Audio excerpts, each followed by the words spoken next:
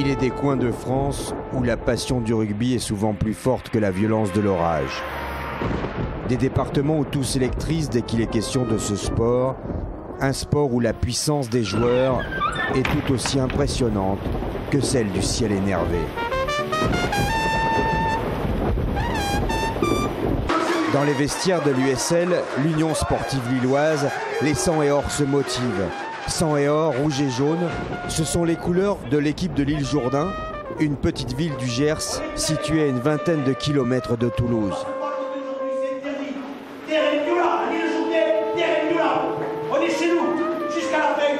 Le ciel se zèbre, l'entraîneur tonne, il y a de l'orage dans l'air. Vous l'avez répété, maintenant je les laisse appuyer. Alors maintenant, on ne lâche pas à la maison, c'est interdit, c'est même pas concevable. D'accord? 2 points, 3 points, 5 points, 20 points, et on gagne. Allez les gars. L'île Jourdain, c'est 6000 habitants qui ont l'habitude de communier avec Dieu, mais aussi et peut-être même surtout avec leur équipe de rugby. Ici en Gascogne, on est toujours entre 2 dimanches, entre 2 matchs, entre 2 clochers.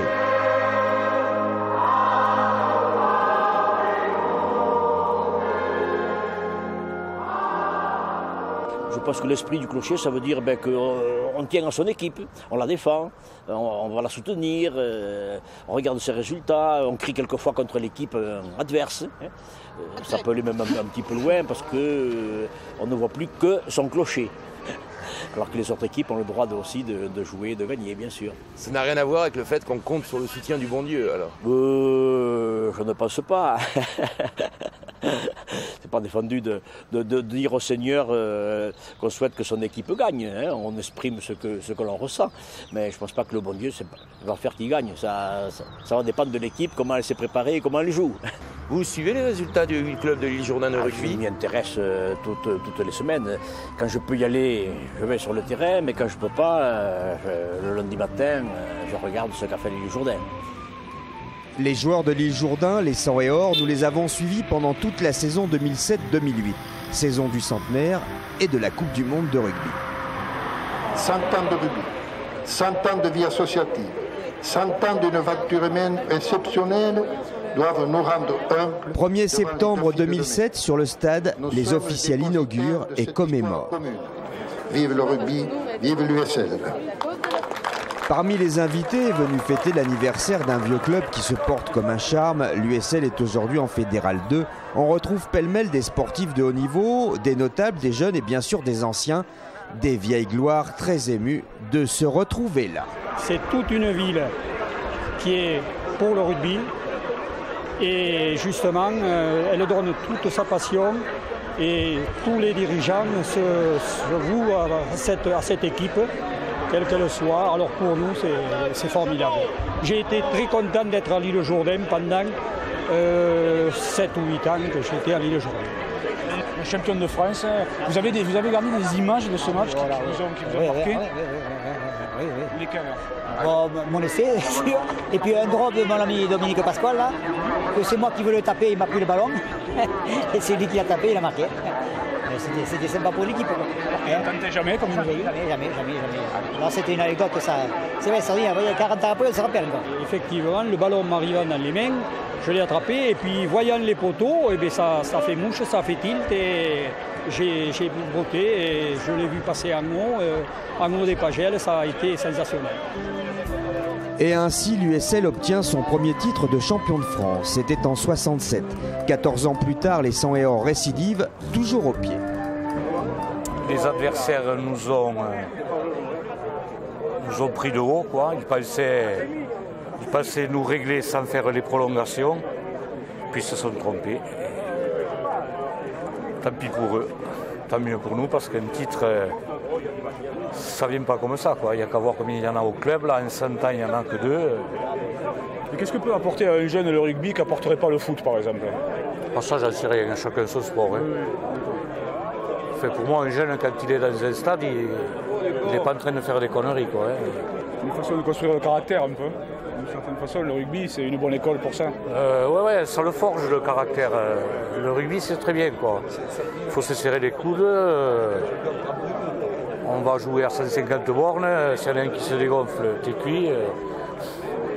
C'est pas mal. C'est un beau sport. Un pour tous, tous pour un. Ouais, tout à fait. Un pour tous pour un, c'est la devise des mousquetaires. Les mousquetaires, le rugby, la passion, les grognons, tout cela, Pierre Hydrac connaît bien. D'ailleurs, lorsque ce retraité du rugby a besoin d'un coup de main, il élève des milliers de poulets. L'homme n'appelle pas une boîte d'intérim, non, il téléphone à ses potes de l'USL, des copains qui, comme les mousquetaires, répondent toujours présents.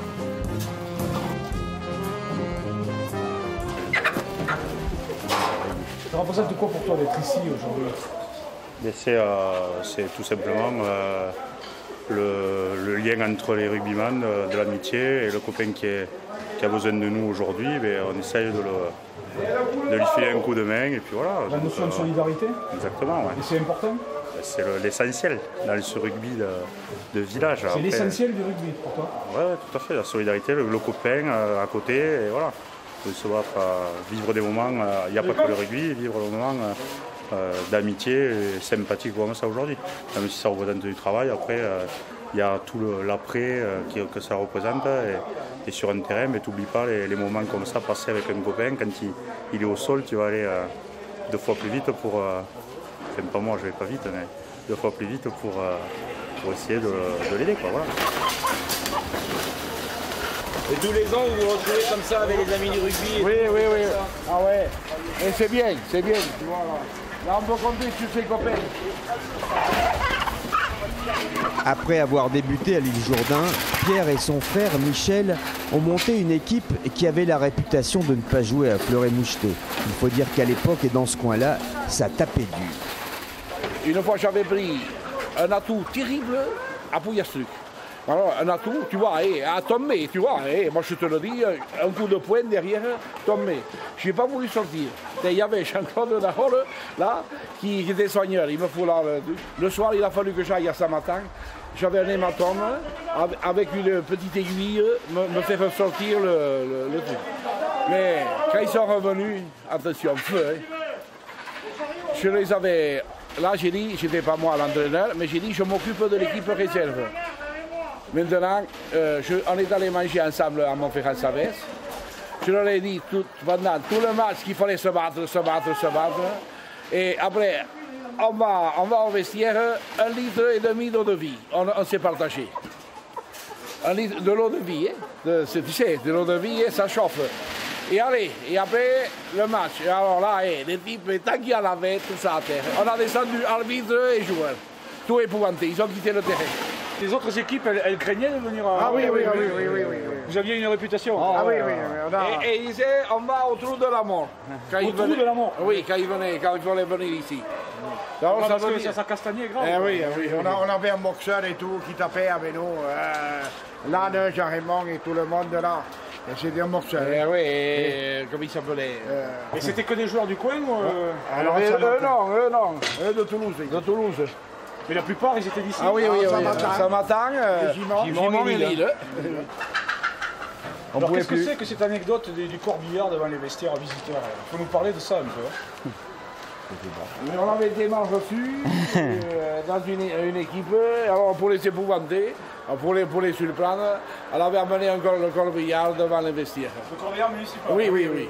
Alors là, évidemment, ils sont descendus du car, ils ont mis ça avec le drap noir, et là, ils ont été... Tout le monde se mettait à bailler. Et ils étaient épouvantés. Et ils ont pris 50 points. Parce qu'ils n'ont pas joué, ils étaient morts de peur. Ce club qui a défrayé la chronique s'appelait le Mur, Montferrand Union Rugby. Et on avait créé avec la famille Foux.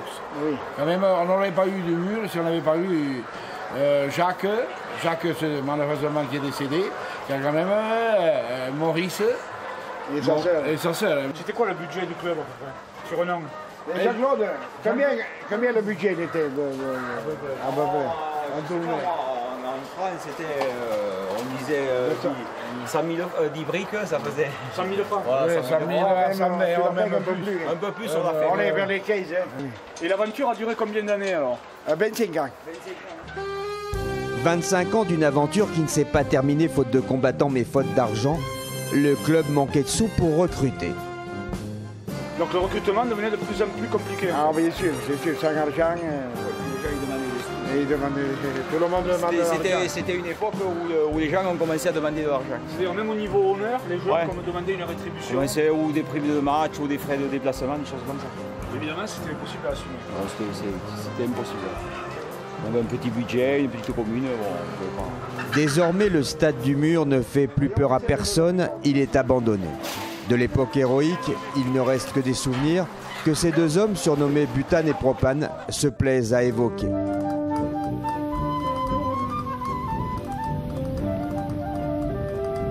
Cela étant, dans la famille Hydrac, il y a les jumeaux bien sûr, mais il y a aussi Yannick, le fils de Michel. À 31 ans et après 20 ans de rugby chez les 100 et Or de l'île Jourdain, Yannick envisage de mettre un terme à sa carrière et de remonter le mur. Comme on n'a pas gagné un titre suprême encore, et on ne le gagnera jamais, c'est de remonter un club à côté de l'île Jourdain, à Frégouville, un club de 200 habitants, de le remonter avec ses anciens, un peu de l'USL qui ont fini pratiquement leur carrière, quoi, pour essayer de décrocher le titre suprême de champion de France de 4e série. En plus, c'est le plus joli, à mon avis, à mes yeux, parce que bon, c'est pas quand on a plein d'argent comme le stade toulousain ou le stade français ou Biarritz, où c'est qu'il y a des sponsors, tout ça, c'est pour on gagne un titre, c'est joli, bon voilà quoi. Mais le vrai, le plus beau des titres, c'est celui de 4e série, quoi. On sait qu'il n'y a pas d'argent, on sait que c'est vraiment, on sait que les joueurs, on est prêts tous là à se payer même les maillots, il n'y a rien quoi là, il n'y a pas de frais, c'est vraiment celui-là là, quoi. Le titre suprême, c'est vraiment celui-là, quoi. Et donc ce serait le Mur. Ouais. Le Mur, le club qui tient à cœur à mon père, à mon oncle, créé par Jacques Fuchs à l'époque avec son frère et d'autres, quoi, une poignée de bénévoles, et ça serait magnifique. En attendant la résurrection du Mur, les habitants de l'île Jourdain se consacrent pour l'instant à la Coupe du Monde de rugby. La ville pavoise, on délaisse le rouge et le jaune, on se met au bleu. L'équipe de France affronte l'Argentine. Premier match, première défaite, ça commence mal. Dans la campagne gersoise, on fait des cauchemars. Moi j'ai mal dormi vendredi soir, je peux vous le dire. Parce qu'être plus minable que ça, il faut le faire. Ça vous pouvez le dire, parce que alors... Bonjour. Qu'est-ce qui s'est passé? Pourtant, on en a mis des moyens. Pourtant, oui, pourtant. Moi j'ai rien vu. Je n'ai pas vu une équipe de France construire un seul mouvement qui puisse être digne de ce nom.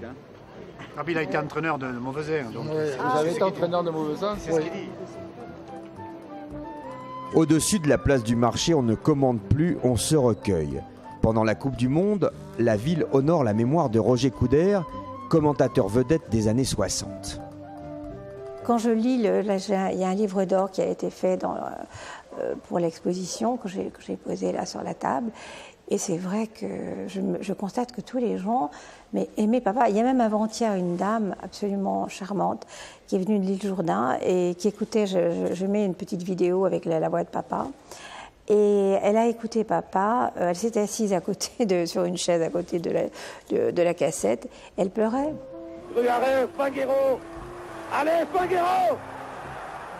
Allez, petits!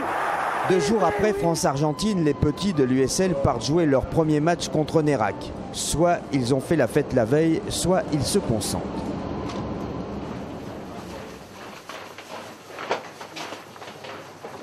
Dans les vestiaires et comme à chaque fois en début de saison, l'arbitre vient mettre les choses au point avec les premières lignes et le capitaine. Quand vous allez sur une zone de plaquage, n'y allez pas, n'y plongez pas dessus. Restez sur vos pieds. Si vous y allez, que vous y plongez, que vous ne me pourrissez pas, vous savez, pour protéger le ballon ou n'importe, si vous ne me pourrissez pas le jeu, je ne vous pénaliserai pas. Hein? Mais essayez de rester debout. D'accord? Oui. Allez messieurs, bon match à tout à l'heure.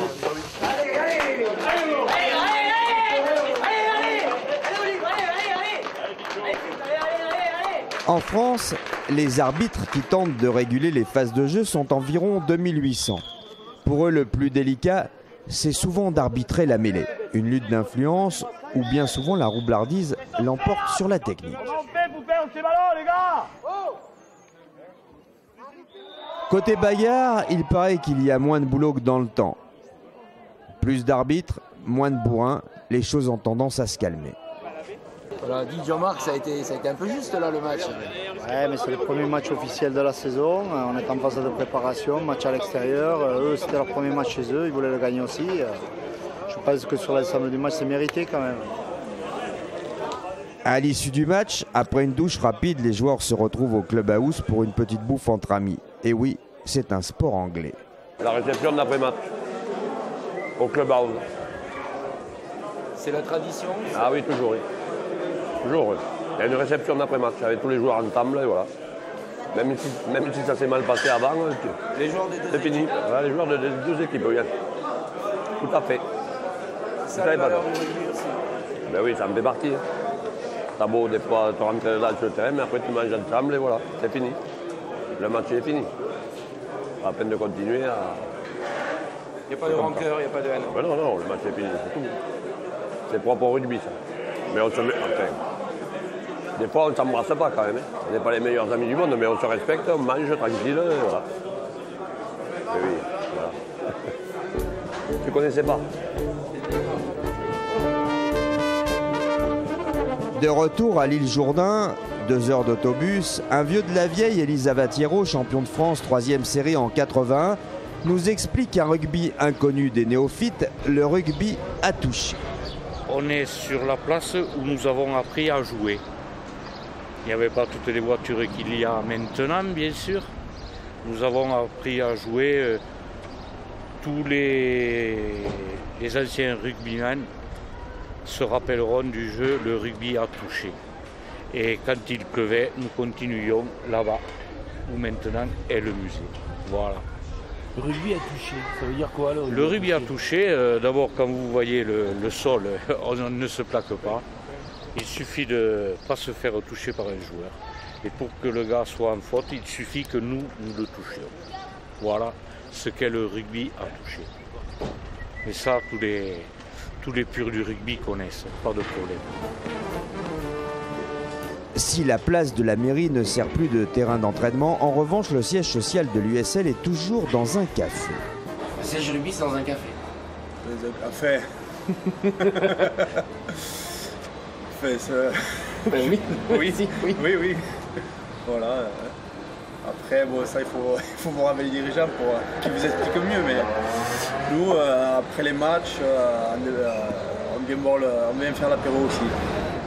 On boit l'apéro et on cause même beaucoup d'un sujet qui tracasse, le pognon. C'est vraiment Fédéral 1, Fédéral 2, les mecs ils vendent, moi je veux 3 000 € par mois, un boulot, ils vendent de l'argent, mais quand même quoi. Ça a toujours plus ou moins été ça, quand même. Ouais, mais c'était... Ouais, mais pas autant que maintenant, là ça a vraiment pris de l'ampleur. Je dirais même Fédéral 1, c'est quand même... les mecs, c'est pas des pros, mais c'est vraiment des semi-pros quoi. Et à mon avis, ça va s'accentuer quoi. C'est pour ça qu'il y a des clubs qui se cassent la gueule. Hein. Un club comme Gaillac, qui était un pro de l'année dernière, mais ils ont explosé leur budget. 250 000 € de dette, il n'y avait que des 62 joueurs pro, ils sont descendus là, en 3e division, Fédéral 3. Tout le monde qui s'est barré, il y en a 2 qui sont restés. Du rugby et de la photographie, quelle est la première de tes passions au départ? Au départ, c'est le rugby. Au départ, moi je connaissais la photo à cet âge, j'avais une trentaine d'années et je pense que c'est un transfert de passion. Moi, je veux dire, bon, je sentais que ma fin approchait rugbystiquement et que bon, il fallait que je trouve autre chose quoi. Et puis la photo commençait à apparaître et puis je me suis laissé à fond là-dedans parce que bon, le rugby, bon voilà, c'était la fin, j'ai arrêté. Mais je continue à être dans le rugby avec mes photos, moi j'aime cet univers-là. Cet univers du rugby amateur, il n'est pas le seul à l'aimer. Autour du terrain, de jour comme de nuit, on retrouve des supporters quasiment fanatiques. Donc vous trouvez des petites astuces là, vous amenez la voiture au bord du terrain. Oui, comme ça on est tout chaud et on regardait. Rien ne vous arrête pour suivre l'USL. Ah non, on est... Depuis que je suis tout jeune, depuis l'âge de 20 ans, que je suis toujours au rugby, voilà. Et vous viendrez toujours les voir? Ah oui, tout le temps. Et qu'est-ce qui vous attire? Le rugby. Le rugby. C'est tout. Le rugby. Et comme à l'heure actuelle, vous avez beaucoup de Français qui sont attirés par le rugby. Il y en a comme il n'y en a jamais eu. Oui, mais c'est pas le rugby parce que c'est viril, parce que c'est un sport d'homme, c'est pas. Ah, moi, ce qui me fait rigoler, c'est quand je vois des femmes qui jouent au rugby. Qu'elles jouent au basket, qu'elles fassent la natation, qu'elles fassent l'athlétisme, je veux bien, mais pas au rugby. C'est pas normal qu'elles jouent au rugby? Non, je trouve pas bien ça. C'est pas bien, de toute façon, c'est pas bien. C'est trop un sport de combat, quoi. Oui, c'est pas pour les femmes. Oui.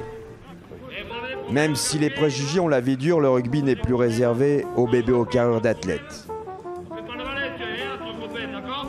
Désormais, sur les terrains, on recense environ 6000 joueuses.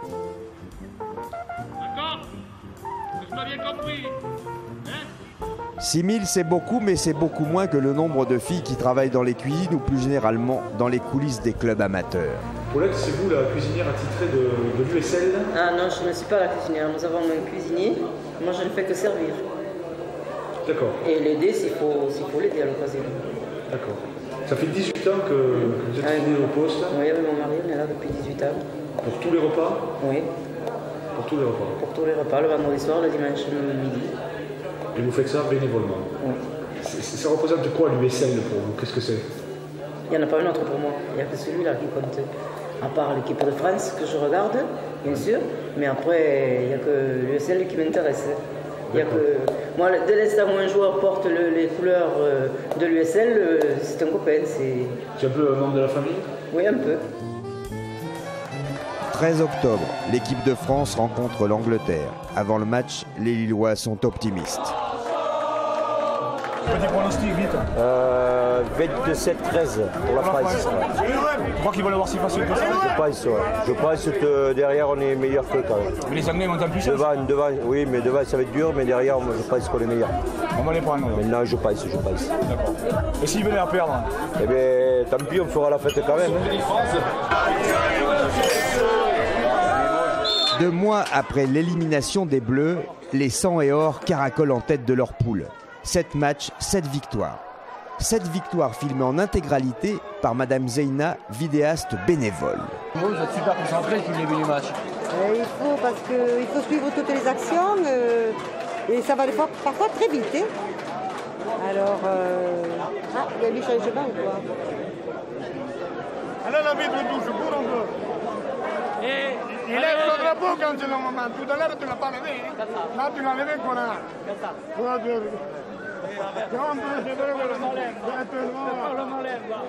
Je crois qu'il y a eu dans les grands clubs où on utilisait la vidéo, mais...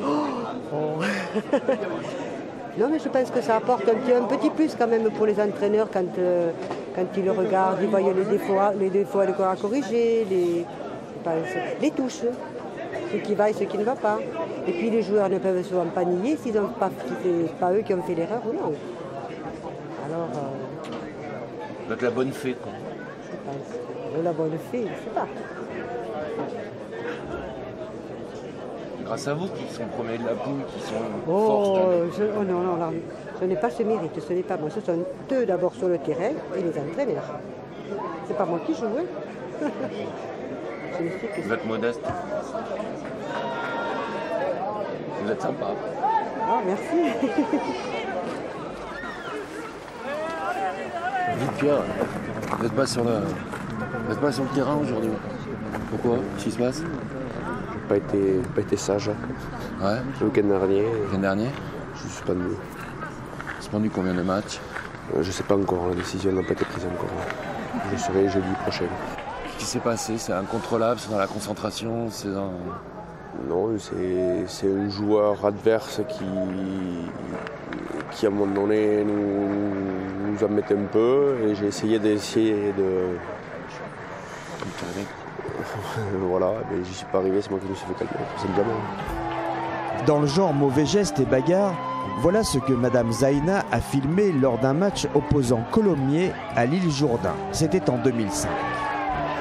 À propos de querelles de clochers, et pendant que les garçons s'en donnent à cœur joie, disons que les principaux rivaux de l'île Jourdain sont Mauvezin, Gimont, Florence et Saint-Matan. Saint-Matan est son célèbre café des sports, café tenu par un ancien joueur et fréquenté par quelques piliers qui ne sont pas des piliers de bar. Dites, vous avez joué à Saint-Matan? Oui, oui. Vous jouiez quoi? Quel poste? Pilier gauche. De 69 à 76. Ah oui. À l'époque, je jouais en B. Parce que mon meilleur ami, c'était mon plus grand concurrent. Guy Gourdin. C'est comme ça. Il n'était jamais blessé et c'était une force de la nature. Il avait du tempérament. Moi, ça me manquait. Le rugby a changé, vous trouvez? Oui, beaucoup. Depuis votre époque. Surtout au niveau des mêlées. En mêlée, autrefois, vous étiez prêt à vous mettre en mêlée. La première ligne adverse reculait, allait faire un petit tour, là, vous savez, comme les vaches mal dressées. Et ils revenaient. Et youm! Tandis que maintenant, ils font... Le poteau. Là, un petit poteau. La bise. Ils se font la bise. C'est plus ce que c'était. Non, non. Là, il n'y a même pas un peu d'engagement, un peu de contact, quoi. Bon, la loi, c'est la loi, il faut faire avec. Vous les suivez quand même, le rugby, toujours local? Je viens tous les dimanches, si c'est pas trop loin, j'y vais aussi. Et j'ai la carte. Gérard Danflous fera sûrement le prochain déplacement. Sa ville, capitale du foie gras, rencontre l'île Jourdain. C'est le derby de la Save, le match de l'année. Le monde de l'Ovalie gersois est en fête. Sur le stade Fernand Lapalus, on a même dressé une tente. Il y aura un gagnant et il y aura un perdant. Alors, ce que j'ai dit tout à l'heure reste vrai, c'est-à-dire que si le gagnant est l'île Jourdain, ce serait pas mal. Dites, qu'est-ce qui est plus important, gagner un championnat ou gagner un derby? Ce qui est important, c'est de se faire plaisir au rugby. Et déjà, on est à table et on partage un grand plaisir. Alors moi, je rejoins Alain quand il dit que la Save ne va pas déborder ce soir. Hein. Ce soir, il manque d'eau. Mais on ne va pas manquer de plaisir cet après-midi parce que les derbys, c'est d'abord de la passion. C'est aussi l'envie de gagner parce que si on a gagné demain à Saint-Matan au marché, tout le monde va être sur le pas de la porte et même les vieillards vont sortir pour fêter ça. Pour faire tourner des équipes comme Saint-Matan ou l'île Jourdain, club amateur de Fédéral 2, il faut une cinquantaine de bénévoles, une soixantaine de joueurs seniors et 250 à 300 000 euros de budget. Une somme importante qui nécessite la participation de quelques mécènes. En fait, il faut toujours, quand on s'occupe de sponsoring, veiller à ce que le partenaire ait un retour. Et dans nos clubs, c'est pas simple parce qu'en fait, la conséquence commerciale n'existe pas en général pour des entreprises qui travaillent dans l'aéronautique ou je ne sais quoi. Seule la grande distribution peut espérer peut-être avoir des retombées directes. Donc cette année, on a l'île Jourdain qui est bien placé pour monter en Fédéral 1. C'est pas le même budget. Comment on envisage alors un avenir comme ça, quoi? Alors moi, je crois que parler de Fédéral 1 aujourd'hui, c'est un peu prématuré. Parce que n'oublions pas qu'aujourd'hui, Saint-Matan-Lombez est le premier de la poule avec 2 points d'avance et qu'effectivement, ils sont sur une pente ascendante alors que l'île Jourdain est en train d'observer un palier avec certes un démarrage de la saison tonitruant. Alors le budget, je crois qu'à chaque jour suffit sa peine. Si le club montait en Fédéral 1, je pense qu'il y aurait effectivement un renouveau, si ce n'est une augmentation des partenaires, qui viendrait naturellement.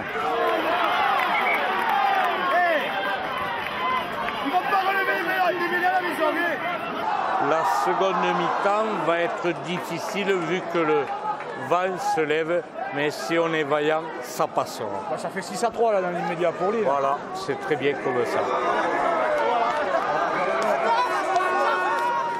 Dans les tribunes, quelques Anglais. Ils ont colonisé la région. Est-ce que vous avez ce genre de match entre petits clubs chez vous en Angleterre? Je pense que vous avez des clubs plus petits. Ici, ça commence à un niveau moins élevé.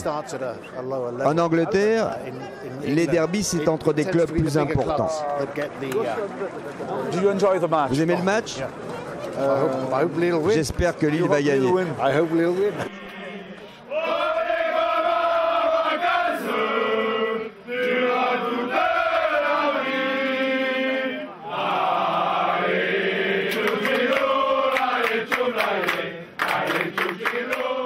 quand même les Verts qui ont représenté l'équipe de Liège-Jourdain, j'en suis fier. Sang et or, c'est pas rouge et jaune, c'est sang et or.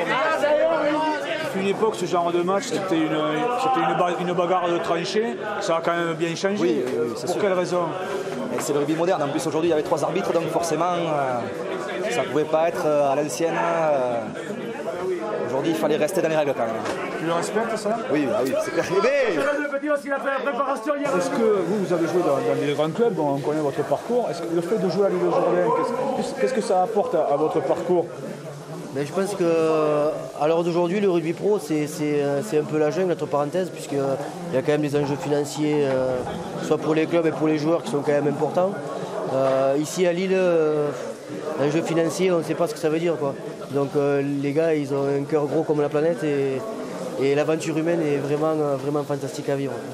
Moi, j'ai commencé le rugby comme ça, par des valeurs, et je pense que je vais le finir par des valeurs. Est-ce que ça signifie que pour vous, le rugby professionnel n'a plus de valeur? Il a certaines valeurs, mais avec beaucoup de contraintes. Aujourd'hui, je ne sais pas si les clubs pro jouent avec le cœur, alors que nous, on joue vraiment avec le cœur. Après leur match contre Samatan, les Lillois ont continué leur route avec plus ou moins de bonheur. Ils gagnent à Jetmont, puis chutent lourdement à Saint-Giron, 37-12. Les peu de ballons qu'on a eu, on les aura donnés. Et les autres, on n'a pas su les gagner. On a vu qu'une équipe de paysans galopée. Pas de rugbyman, de paysans. Début février, Lille écrase Argelès-Gajos, 49-19. Les victoires se succèdent, tout se passe bien. Chaque fois au sérieux, c'est bien, on a fait de bonnes choses. Malheureusement, en mai, ça se gâte un peu. Lille perd presque tous ses matchs. Défaite contre Aramis, Villeneuve-de-Marsan, Samatan. C'est dommage, quand tu balances tant d'énergie pour perdre un match à la fin, il fallait rater les matchs. Dommage, on a toujours les boules après. Oui les gars, jouez, ne laissez pas jouer petit bras. Plus rien ne fonctionne, à ce moment-là, l'USL sait qu'elle ne montera pas en Fédéral 1. Les joueurs et les entraîneurs s'énervent. Les gars, n'y pas, il n'y a pas de soutien arrière. Où il est le soutien? Oh, soutien arrière, le soutien avant. Fin mai, les 100 et or ne jouent plus que pour le titre.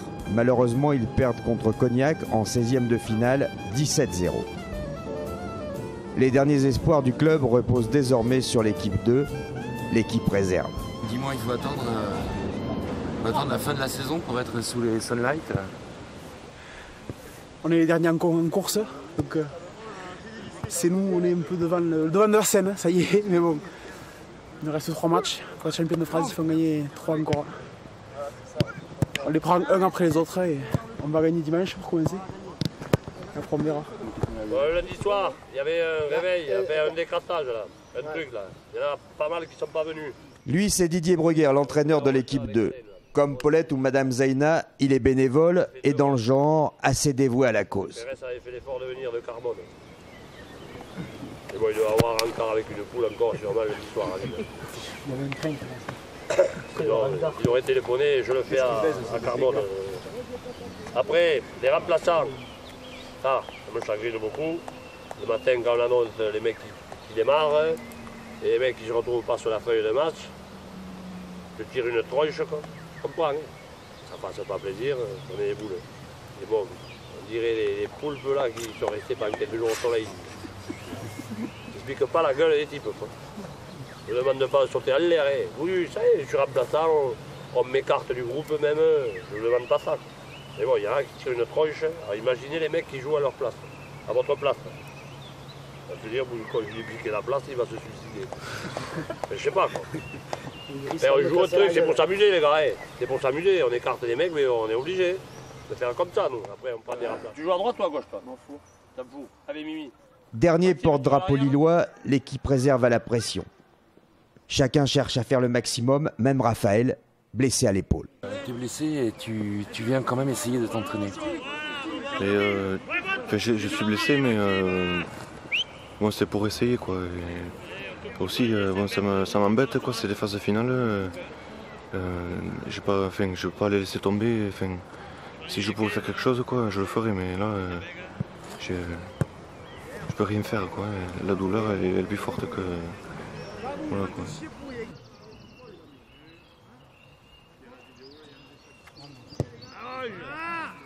Cet hiver, tu me disais, ouais, faut être con pour être entraîneur et tout ça, de l'équipe 2 et tout ça, mais là, qu'est-ce que tu fais? Tu bois du petit lait, on est famé, encore une fois, c'est ton équipe qui tient les couleurs de Lille. Ouais, c'est parce qu'il y a de l'effectif, ça. La qualité de l'effectif de l'île Jourdain. C'est pas le coaching? Non, c'est pas le coaching, non, mais il y a pas mal de jeunes qui montent, des juniors, des trucs comme ça force, ça paye, voilà. Il y a quand même un peu de fierté, quoi, non? Ils s'amusent surtout, voilà. Après là, quand ils s'amusent, les types, ça c'est bien. Tu peux être content de toi. Et qu'ils progressent, quoi. C'est là, là, et ils veulent jouer à une, mais ils ne savent pas faire une passe. Une jolie passe, je parle. Eh oui. Et les mecs qui te disent oui, et oui. La gourmandise avec laquelle Bruguère évoque une jolie passe est caractéristique du rugby gascon. Dans cette région, on aime plus que partout ailleurs le rugby qui sait allier force et fantaisie, le rugby de clocher pratiqué avec des copains, le rugby sans paillettes ni pépettes, enfin le rugby qui unit des gens comme Gérard et Bernard.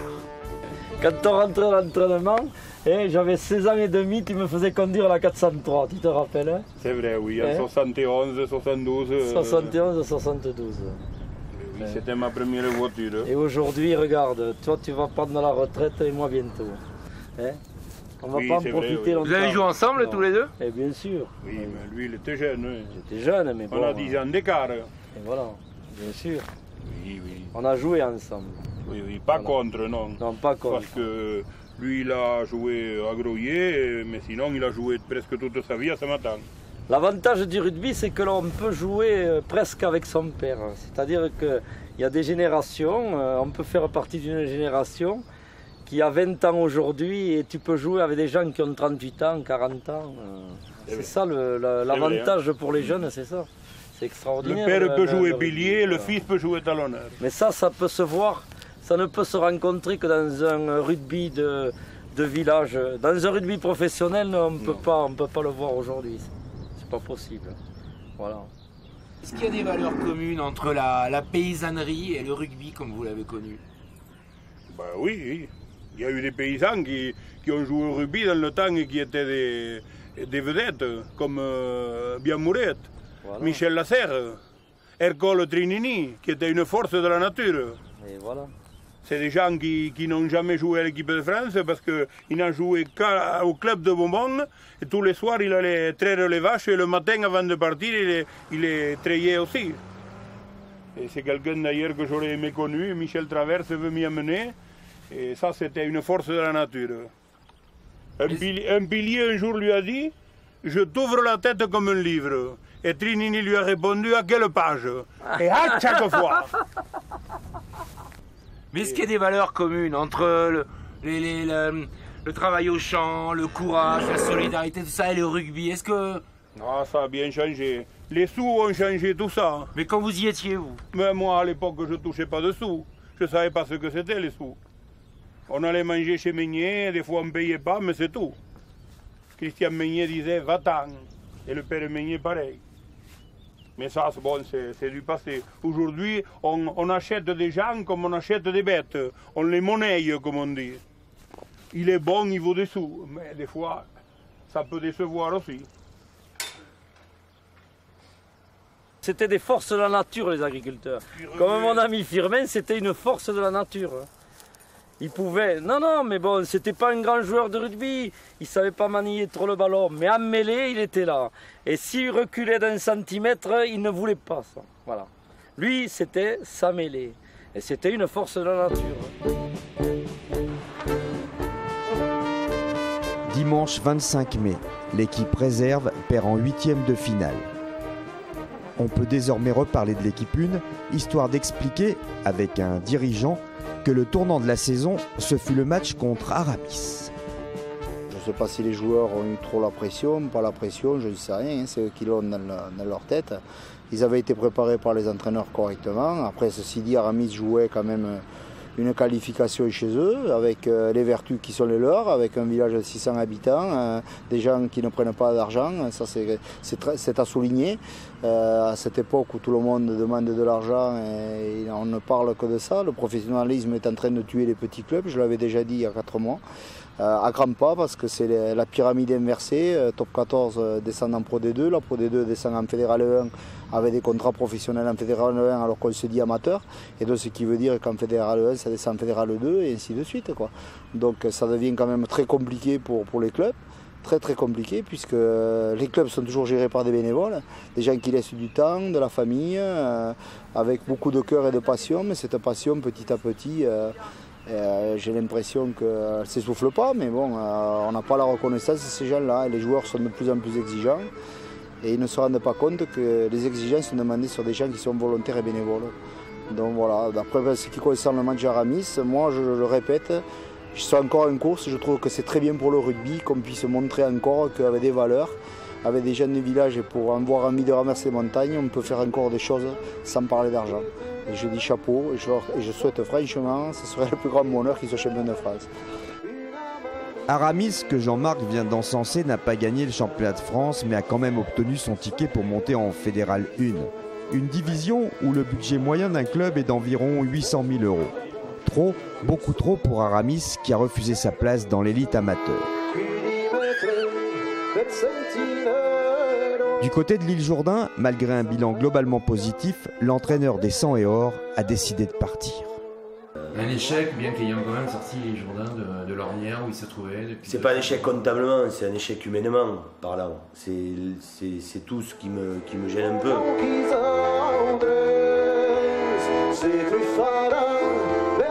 Le but, c'est que dans 10 ans, quand tu arrêtes d'entraîner, quand tu croises un joueur qui est sur l'autre rue et qui te voit, l'intérêt, c'est qu'il te traverse pour te dire bonjour. Là, tu dis, là, j'ai fait mon travail. Là, j'ai connu quelque chose d'intéressant. Voilà, le jour où le type qui tourne la tête pour ne pas te voir, là, tu as manqué quelque chose. Et quand tu as vécu avec ces gens-là pendant des années, quand ça t'arrive, parce que tu fais pas l'unanimité partout, mais c'est toujours des échecs, et c'est des échecs humains. C'est un petit peu cette année, c'est cet échec-là qui m'a fait à un moment arrêter à Lille, parce que humainement, je pense que j'ai pas apporté quelque chose et qu'à un moment, il n'y a pas eu d'échec.